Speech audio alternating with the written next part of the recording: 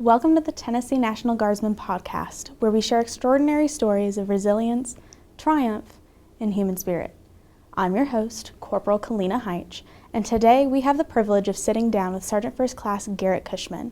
Throughout his military career in the Tennessee Army National Guard, Cushman went on 2 deployments, neither of which compared to his current battle with cancer. From undergoing surgery to remove a tumor the size of a baseball, to maintaining a high level of fitness during radiation treatment. Please join me in welcoming Sergeant First Class Garrett Cushman. I want to start at the very beginning, when you enlisted and your initial ambitions when joining the Tennessee National Guard. So I enlisted kind of on a whim type deal. I had seen my cousin and her husband at the time, Chief Victoria Murphy, just what the Guard had done for them at that time. And I was a sophomore in college, kind of lost. Didn't know what I wanted to do, didn't know where I wanted to go.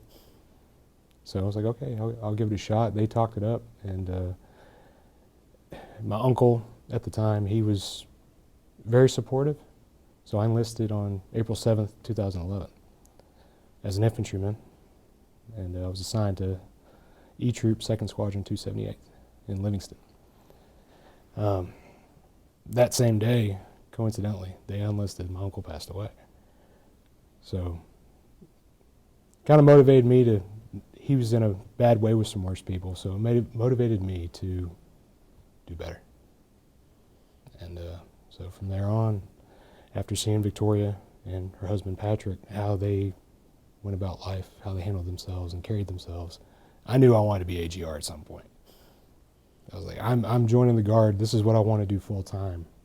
So I went to basic training at Fort Benning, Georgia, came back, finished my last 2 years of college, graduated December 2013. January 2014, I was hired on as a military technician with 269th Military Police Company as an admin tech.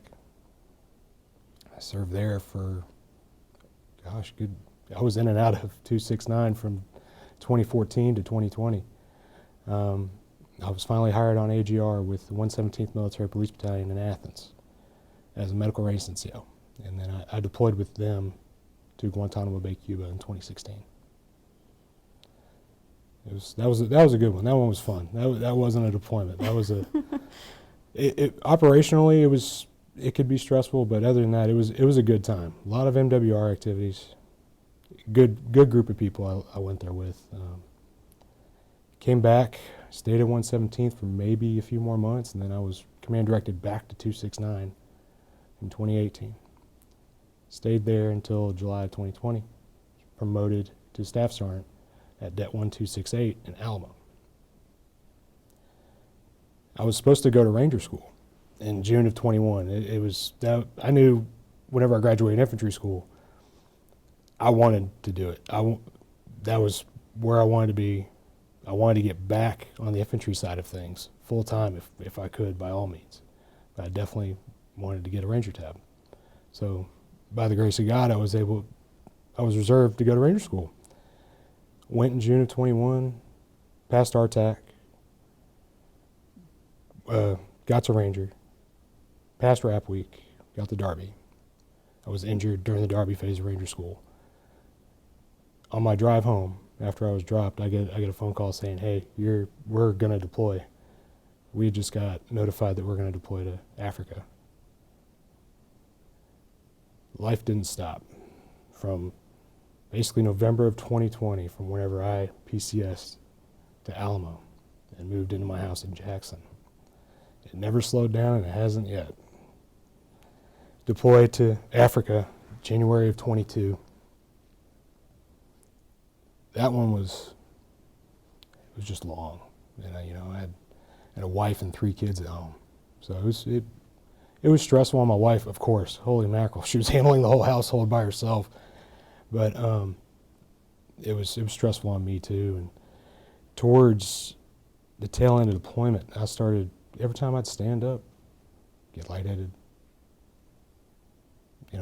I'd have really bad photophobia going from one room to another as far as adjustment of light. Completely white for 10 seconds. And I was thinking it was just from sun exposure. The sun in the Horn of Africa is not friendly whatsoever.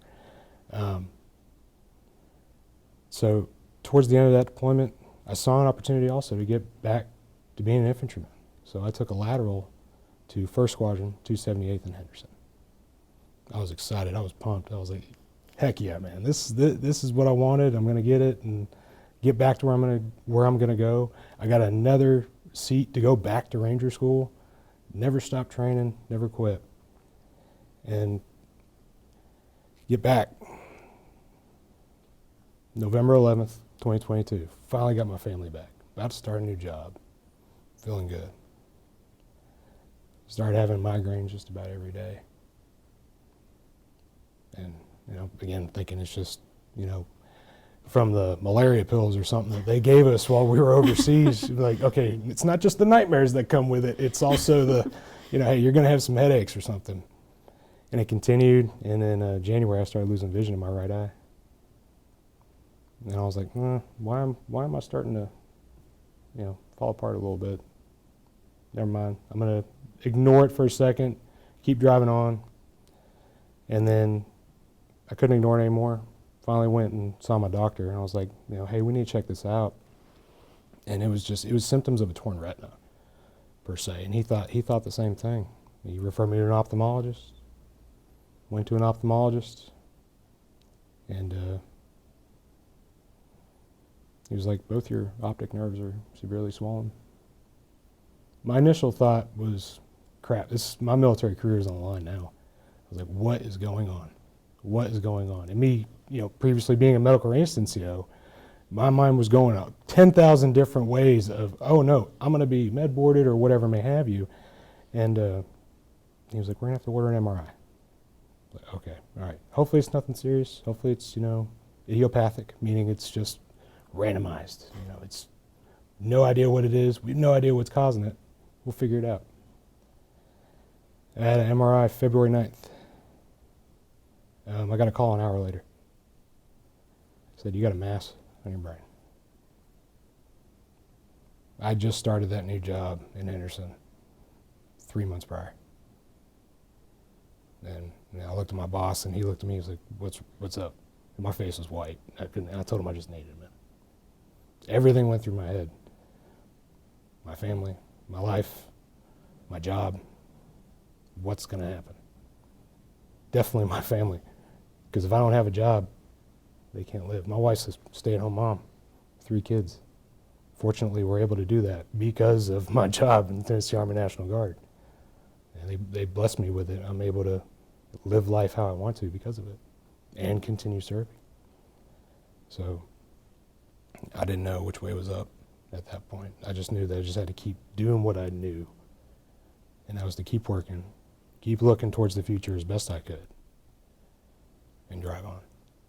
All the things that was pounded into me whenever I was a young private on Sand Hill in Fort Benning, Georgia in 2011. I never lost that mindset. My kids hate me because I try to pound that mindset into them a little bit. Hey, let's not cry over spilled milk. Let's just keep pushing on. Forget about the small things. Let's focus on the big things here. And this was something really big. And I knew it was going to have a lot of future implications, but I tried not to focus on that. Just try to stick day by day as best I could. And now, obviously, my desire is to stay in as much as I can. Fortunately, I was promoted to Sergeant First Class in October of 23. And the G3 is the Assistant Quota Source Manager and a training NCO. So good things happen. I'm continuing on with my career, thankfully. But after getting that phone call, I immediately went into, battlefield analysis, basically. What do I have to do? How can I, get this element to attack this foreign invader that's inside my body? What are the resources I'm going to need? Who are the main points of contact that I need to get in order to handle it? But all the beautiful things the Tennessee Army National Guard has given me the ability to fight. Everything. And especially, aside from the battlefield, outside. It's different whenever you have a battle that you're fighting inside that you can't even see.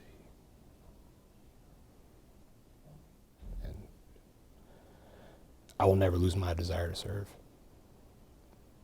because of what the Tennessee Army National Guard has given me. And this is no small feat either. No. In the grand scale of things. No. And support, whether it's personal at home or even within the Guard itself, because the Guard is a tight-knit community. How have other Guardsmen rallied behind you during all of this? You're going to get me going here. So, I told you, I looked at my boss whenever I first got that phone call. I went to the bathroom. I didn't know what to think. I didn't know whether to cry or scream or to, just... All I could do, I just got down on my knees and I prayed. And I was like, Lord, what do I do? What do I need to just show me the right way here? I walked back in the office, and my boss at the time was a Sergeant First Class Patterson. He was like, what's wrong? And I told him. He was like, go home. Now, go home. So, one, just that initial, take care of yourself, take care of your family, handle it. We got this. Don't worry about work. We're here. Take care of yourself. That initial, just that small little tiny bit of support was reflected, paved the way for how it was gonna go. I showed back up 2 days later. All those guys in there, we reiterated to me, we have you. We have you. We have this. Anything you need, anything at all, we got you, from the top down. And I felt that. That was huge. Huge. Obviously, I had my family. But to have somebody outside and within my organization, massive. It definitely helped me fight and focus on taking care of it and continue to focus on taking care of it. But with my mindset and how I work,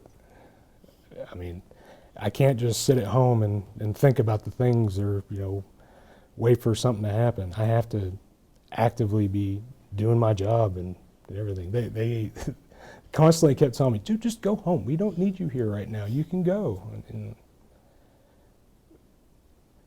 But I had surgery March 23rd, 2023. I had a full right temporal craniotomy. We didn't know what it was. We didn't know if the tumor was cancerous or not at the time. We just knew that it was the size of a baseball and it needed to get out of there. I woke up and my AO and Sergeant Patterson showed up pretty soon after that. I felt that support. Still do. It's incredible. I've felt it through this whole organization. That was huge. When they left, I cried, just because of, man, you can't beat that. There's nothing like a brotherhood and a sisterhood in the United States military. There really isn't. That was massive. And the continuous texts and phone calls that I received after surgery, we had no idea what we were ahead of or what we were about to experience. I just had my head cut open. It was an insurmountable amount of pain. But that helped. It eased things a lot. And it saved me from going insane, being stuck on Vanderbilt University Hospital for 6 days. And Victoria and Patrick, they've been huge too. She's like my sister, and I remember calling her whenever I first found out I had a tumor, and she immediately went into operations mode and was like, "Okay, what are you going to do? Here's how we got to do this." And she was great, and she still is great. Oh man, sorry. We ain't even gotten started yet. But after the surgery, I was at home for a couple weeks, and I was about to go back to work. And then I get a call April 9th after they had got the pathology back. I'd already looked at the cold pathology that they did during surgery. The surgery itself was about 8 hours. The cold pathology revealed that there was mitotic activity, meaning that the cells were actively dividing in the tumor, which could indicate cancer, could indicate really anything. But we got the pathology back, received a call from neurosurgery clinic April 9th. It was cancer. It was a grade 3 anaplastic astrocytoma, IDH mutant. So it was aggressive. I'd already done a plethora of research on what to expect per se, so I wasn't necessarily surprised, and I knew what the treatment plan was going to be right off the bat. But again, I didn't know what to think. I basically just received a call, "Hey, you have cancer." I never thought it would happen to me. I don't think anybody ever really thinks it's going to happen to them, but cancer is a nasty beast, and it impacts so many people, whether directly or indirectly. And my wife looked at me. She was like, "What did they say?" And I told her, and her immediate thought was like, "Okay, so what's our next steps?" type thing. She didn't really lose it yet, and then made a call to my mom, let her know, let all the family know, "Hey, this is what I got," because they were all like, "Hey, once you hear something, I need to know something." Okay, cool, got it. But I really lost it. A few days later, whenever I talked to my previous boss, now Sergeant Major Colton Kaufman with 117th, that man's always had my back ever since I was in E4. He has always guided me, and I've always looked at him as a true mentor. Whenever I talked to him, I lost it. Don't know why, but I did. It's just something different whenever you're telling people that are close to you, that are friends, for news that you never expected. And then all of the thoughts just started cycling through my mind. My wife, my kids, my family, their lifestyle. How is this going to impact everybody else? How long do I have? I rarely ask that question. But I mean, yeah, you can only imagine. Your mind's gonna go there. It's gonna go there. Everybody's gonna WebMD it and say, "Oh gosh, what's the survival rate? This, that, and the third." I tried my damnedest not to do that. Tried not to, because I didn't want to hear the statistics. I didn't want to look at them. I'm not a statistic. You're not a statistic. So, found out what the game plan was going to be. I was going to have to go through 6 weeks, 42 treatments of radiation, and I was going to have to do the chemotherapy with it, 42 straight days of chemotherapy. All I kept thinking was like, "Oh gosh, chemo, I'm going to get sick and look like everyone on the pamphlets and in the commercials and everything else." But I did my darndest to make sure I wasn't going to look like that or feel that way. I kept begging my neurosurgeon, "When can I go to the gym?" Please, when can I go to the gym? I was like, can we come up with some kind of compromise here? You got me sitting on a couch for 6 weeks, man. I mean, come on. And luckily, my neurosurgeon, God bless him, he's one of the top 25 in the country, but he's so down to earth and so cool. He was like, all right, here's the deal. Because I like you, you can start walking. That helped, especially after receiving a cancer diagnosis. I mean, that was my outlet. I would just go out and walk. And it would relieve a lot of stress. A lot of stress. So, I mean, I met with the radiation oncologist first a couple weeks later. Kind of broke it down for me on how it was going to work. I was like, okay, I was going to have to be fitted for a mask that would cover the entirety of my face, and they were going to have to make markings to where, the laser beams could hit and do their thing. Okay, cool. So I'm going to be strapped to a table is what you're saying. All right, hey, no claustrophobia there at all whatsoever. Okay, cool. And then I met with my oncologist who was overseeing everything. He was the captain of the ship, per se. And he broke it down, and I remember him asking me, he was like, do you want to know the survival rates and stuff? I said, no, not this time. He was like, all right, that's fair, good deal. He was like, I only ask because everyone else always asks. I'm like, all right, but they had to delay treatment because I had what was called a pseudomeningocele.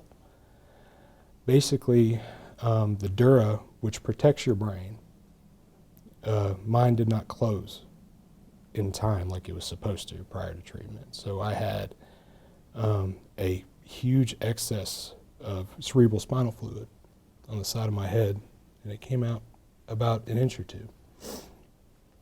So they had to drain it and everything else and make sure that was stable before I could begin treatment. But finally, I began treatment towards the end of May. I didn't know what to think. After the first couple, I was like, okay, this isn't so bad. But all I kept thinking when I'd leave treatment is, when can I get back to work? When can I get back to work? I did my darndest to make sure that I could work during radiation. I was straight up told, no, you don't have a choice. You're going to stay home. We love you. We don't want you to burn yourself out. So again, insert military support system. Though I wanted to work, they knew what was better for me at the time, even though I didn't. And I'm forever grateful for that. After just being gone on a year-long deployment and then getting a freaking cancer diagnosis, it gave me the right time with my family that I needed. As hard as it was, with the amount of medication and everything that was on, it altered my personality pretty bad. So, again, trying to rebuild a relationship with your spouse. Yeah, most of us that have deployed have been through the yellow ribbon briefs about coming home and reintegration and everything else. We hadn't even really attempted it yet. We'd put forth an effort, but then this happened. It was extremely difficult. I wasn't myself. I was a terrible person to my wife. I was just angry all the time. I was just mad. And I kept asking myself why. I knew why, but I was oblivious to it. Just yelling at my kids. For what? And I blame it on the meds, and they did alter my personality and everything pretty harshly. And so once I was able to stop them, thank God that I was able to stop them and went on and finally, recovered myself back a little bit. But that time with my family was huge. I needed it. I really needed it.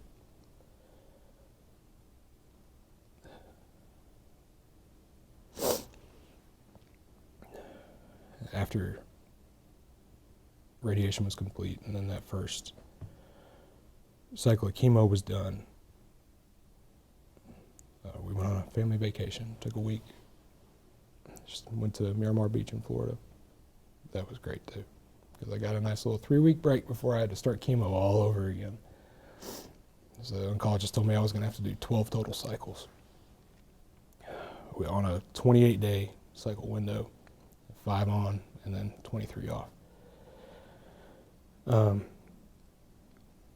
At the time, I'd already heard rumbles that I might be, picked up for a promotion and stuff, and I'm like, okay, hey, there's a light here in all this bad that's been going on. I didn't want any more change. I'd already had enough change for the last 3 years, and put my family through enough over the last 3 years. But I was about to begin, one of the worst parts of treatment. But I prayed and I was like, hey, I'll take whatever you throw. It's not my plan anymore. Hasn't been this whole time. And the first cycle of what is called adjuvant chemo, I didn't think anything of it. I was fine. Didn't get sick.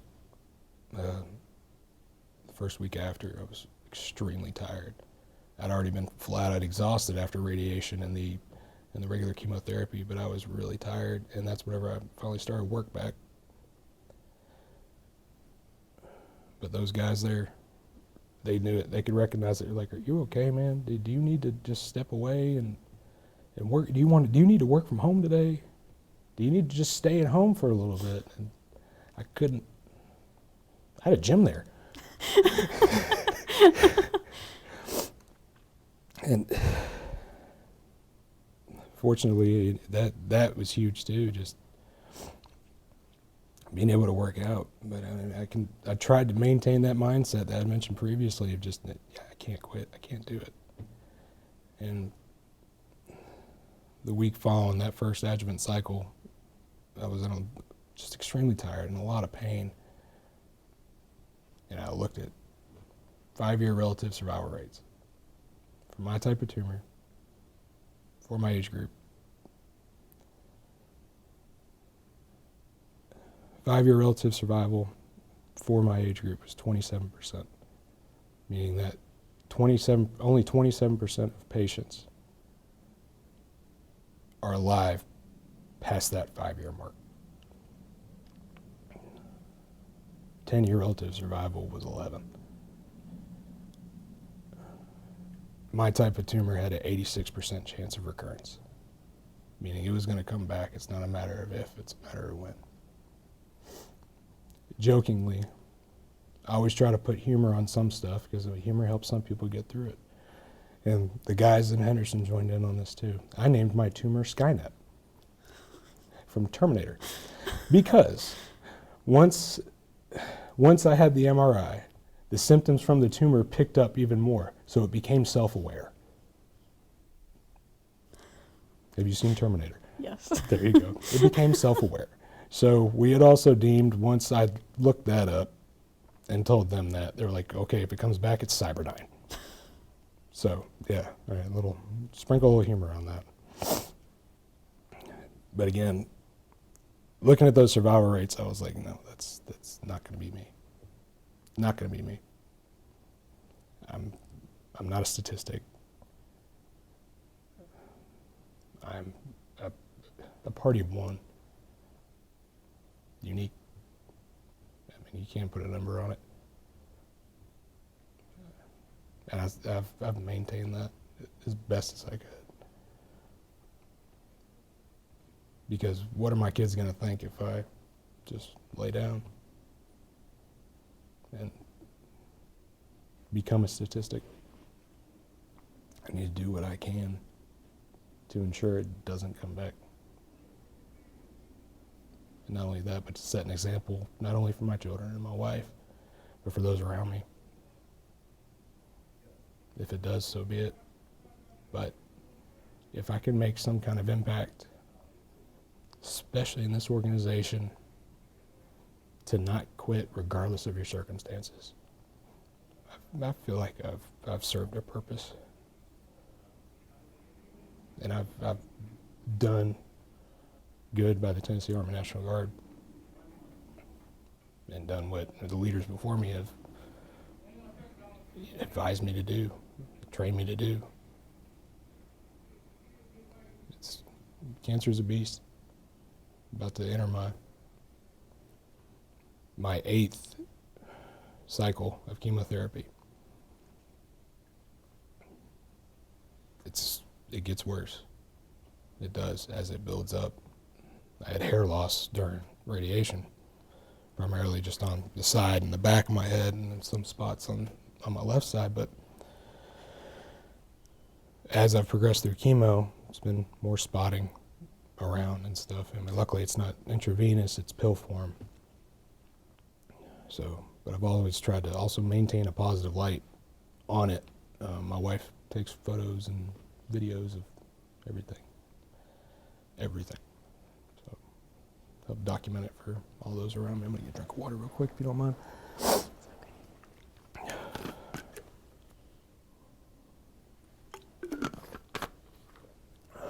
Sorry, I went on a spiel there. That's okay. And so this is such a huge, life-changing, and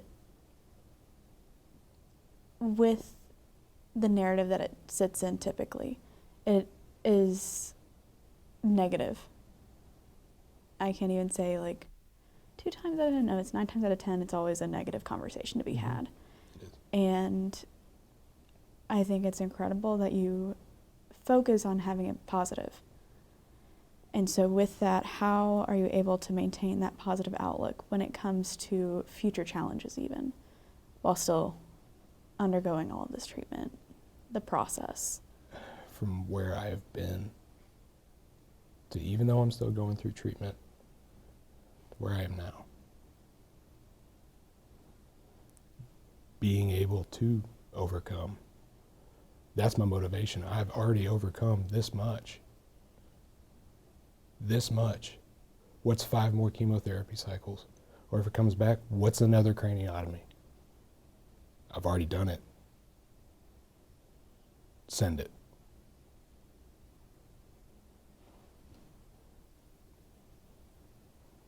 That's my motivation. You've already done this once. I'm better for it, for sure. I've gained experience and understood what it can do. Let's go.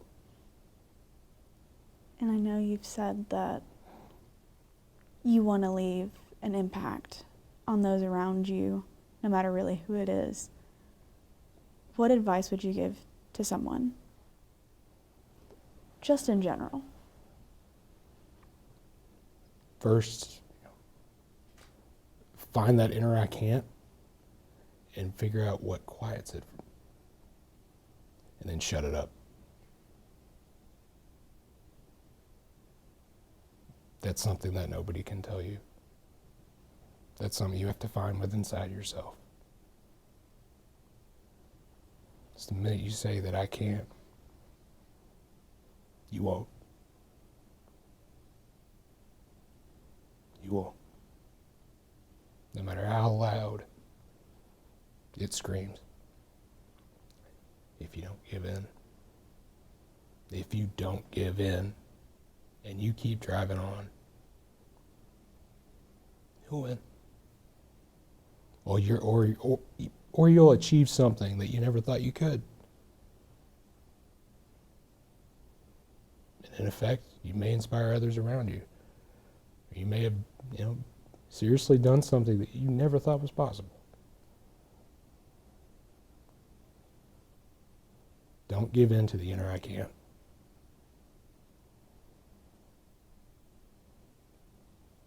That's it. Well, I appreciate you for being able to openly share your story.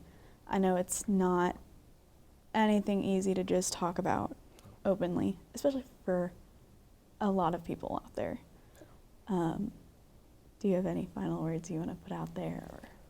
Oh, man. Don't frickin' quit.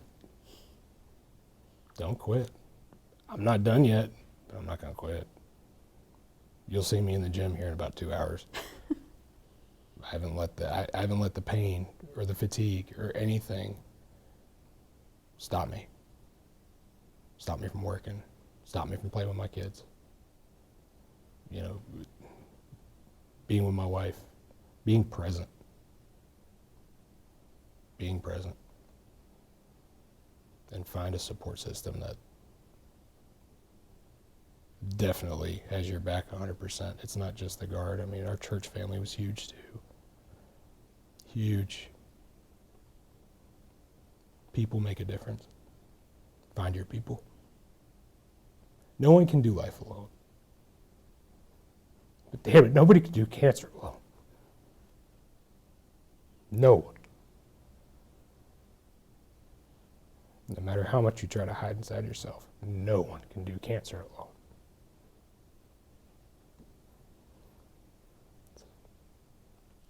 Well, again, I appreciate it.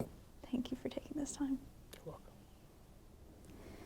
Thank you, Sergeant Cushman, for sharing your story with us today. Your story serves as a beacon of hope, reminding us all of the strength that lies within us when faced with life's greatest challenges. We wish you success in your military career and beyond. And to our listeners, join us next time on the Tennessee Guardsman podcast as we continue to uncover extraordinary stories of triumph. Until then, keep believing in the power of resilience and never underestimate the strength that resides within you.